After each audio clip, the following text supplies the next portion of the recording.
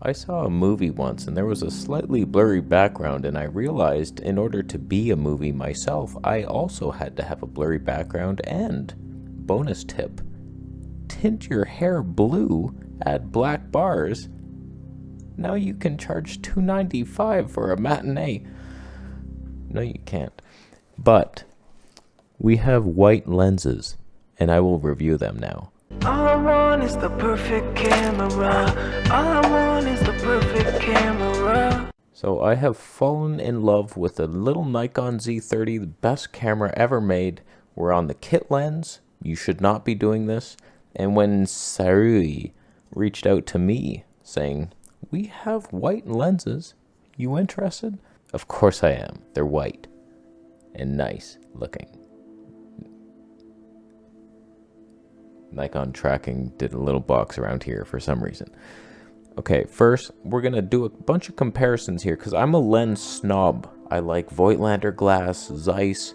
So when some third-party manufacturers tries to gather my love, I dissect it. I'm not just gonna fall for your gimmicks. It's a beautiful looking lens, yes, and your 1.2s, okay. Are you Voigtlander level or Zeiss? So we're gonna compare each one of these to superior Voigtlander and Zeiss glass. Fair comparison? No, but it's the right thing to do. So first impression, build quality. I'll be honest with you, I've never felt a lens this material. I don't know what it is. It feels like a can of pop. It's a strange, I don't think it's aluminum. It might be. This is the weirdest feel, and the lens hood is like this plastic. It's not right. I don't know that I would use that again. It's the weirdest lens I've ever felt. But whatever. They look cool. They feel weird. You're going to notice it immediately. So whatever. This zooms perfectly smooth. Nicely done. Comes in a nice little case if you buy the set. All three of them in there. It closes if you don't have the lens hood on. So first let's just switch to the widest one. 23mm Toneh 1.2 versus the kit lens. Do you see an upgrade? Is this amazing soon? My God. My generous God. So I've been using these lenses. These are the secret ones that I've been doing for some reason. Secret, they've already been announced. I thought it was a huge secret here. I've not been let in on anything fun. These are beautiful lenses. The 1.2 Tonehs. Are you believing it? So Nikon, they come in a bunch of different mounts, but I chose Nikon because Nikon is the best. They know what to do with your heart. So first impressions of the image quality, if you ignore the pop can feel of the lenses and you just have it there on your tripod, hot love. The blurry background, but still sharp at 1.2. I hate some lens manufacturers that make 1.2 or f/0.95 lenses and they're not sharp at all at that. So like these are totally sharp, wide open, but how would it compare to a Voigtlander 35mm 1.2?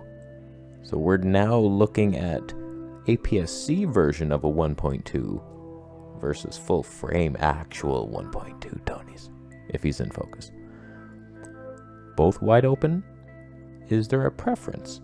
Right now we're in standard on the Sony, and just a side rant, I think I just made a video where I did standard Sony and then it looked so bad. I was like, what did I do to that? I looked in the settings, I had like fade +1, saturation +2. I was like, what is that? Wow. So like I've made some tweaks. We're back to just, this should look somewhat normal. Probably doesn't. Versus Nikon. So much cheaper. Do you have the 3D pop? You're not going to do it compared to a Voigtlander might be my favorite company. Imagine they did autofocus lenses. They don't. Here's a strange comparison. I just stopped down the Sirui to 2.8, stopped down the Voigtlander to 24. Somewhat equivalent, depth of field wise. They should both be way too sharp now. I definitely don't have pink eye. That wouldn't show up on camera. Which is sharper and better? One of them? Let us now switch to the 33mm Toneh 1.2. Things should get better and better as we go longer focal length and we'll compare that versus something different. Canon maybe? 33mm now. 1.2, it's like a 50mm equivalent, 52 maybe? Versus, I hate you so much, Sony. Not yet, Canon. We're not ready for you. Zeiss 55mm 1.8. This is the difference between Nikon intelligently exposing for the face versus Sony. Oh, let's protect the lamp. What if we need that? That's the most important piece. It's the brightest thing. It's not important.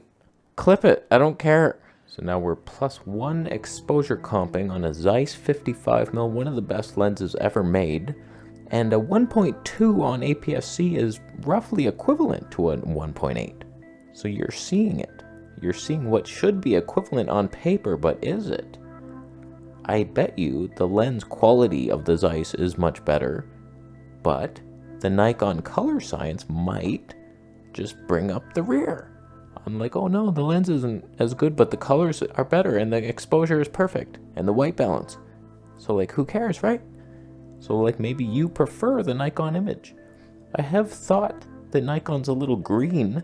I have noticed that whenever I correct white balance later in post, it shifts up like 20 points magenta.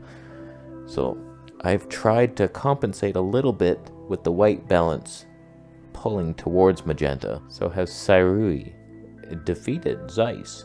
We have a nice full frame Zeiss Magic 3D pop guaranteed in this one versus Sirui's attempt. I like saying it like this. Every time I mention their name, someone corrects me on how it should be said. I eat tomates. Tomate pasta. Now let us switch to the 56mm 1.2 versus a Canon 85mm 1.2. I wish you well in that battle, Nicky boy. Can you tell the difference? Which one is which? There might not be much of a difference. Canon, same side as the others. It was obvious. You're so used to seeing what Nikon looks like, why would you guess anything different? So now we're on the 56mm Toneh 1.2 lens, autofocusing, auto-exposing, super budget setup. They're budget lenses, 1.2 primes. What's not to love? I'll let you know soon. Canon 85mm, the EF, original Mark 1.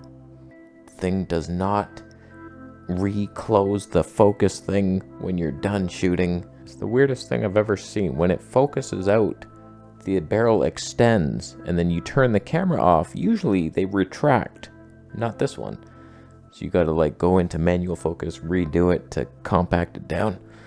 That's a bitch. So again, what we're witnessing right now is the difference between APS-C and full frame, both at 1.2, and this is what those look like. It's very different.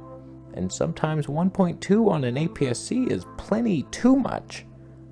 Like it's overkill blurry background, but that's fun times. And who do you prefer, Canon or Nikon color science now? We're both just in standard, no log. I'm trying not to be the middleman here who always ruins everything by grading, getting creative, and I always mess things up with LUTs. I use the wrong one. Just take me out of the equation. Nikon versus Canon. 1.2s all around. Someone won. So here's my final thoughts on who these lenses are for. Are they good enough? I'm finding the autofocus to be good. I've noticed the odd bit of hunting, but not much.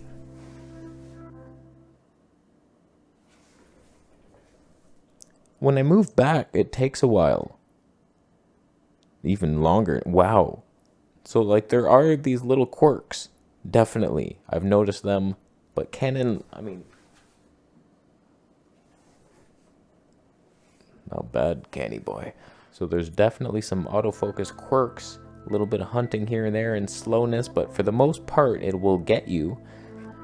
The build quality, we've talked about, a little plasticky, strangest feeling material ever, but they look cool.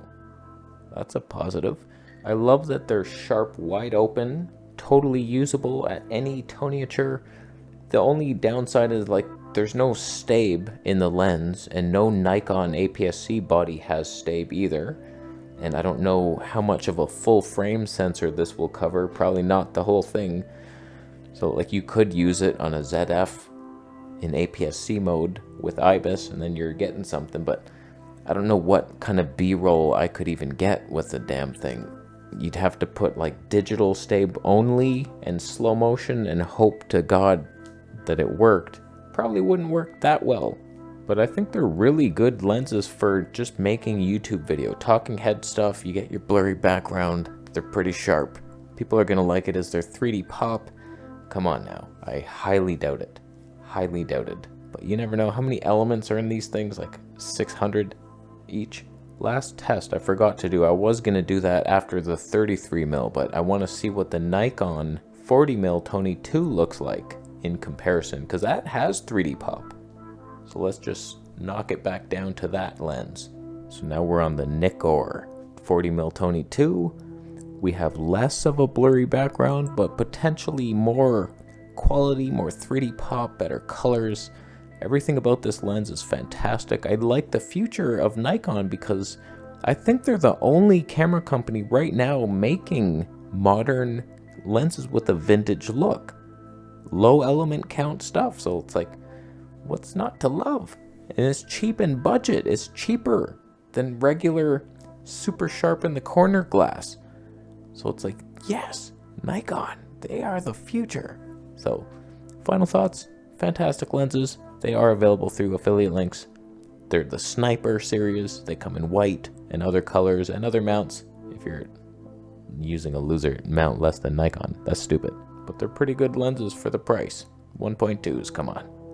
Come on. So, we're done here. What do you think? Who did the best today? Was full frame gear beating this budget Nikon setup? I doubt it. Who did the red shirt properly? Anybody? I'll leave. You subscribing for more videos and we'll see you in the next one?